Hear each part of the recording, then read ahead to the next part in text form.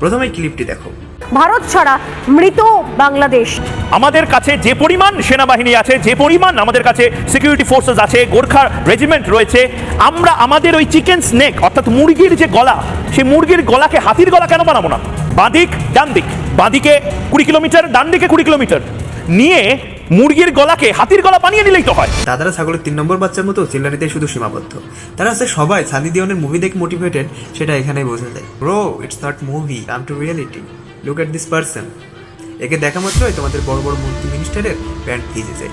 তোমরা কি ভাবতেছো বাংলাদেশে অ্যাটাক করা এতটাই সহজ? জাস্ট চায়না অ্যান্ড পাকিস্তান একটা ওয়ে খুঁজতেছে তোমাদের ঘাড় মটকানোর জন্য।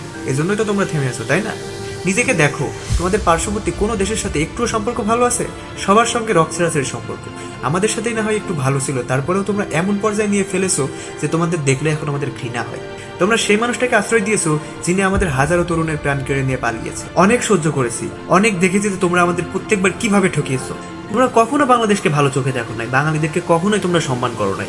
জাস্ট যা করেছো তোমাদের প্রফিটের জন্য। বাট বাঙালি বললামই তো জেগে উঠেছে, তারা আর কিছু পাবে না। আর দেশের প্রসঙ্গে বাঙালি কতটা সিরিয়াস হইতে পারে তা তোমরা ফিল্ডে বাংলাদেশিদেরকে দেখলেই বুঝতে পারবে।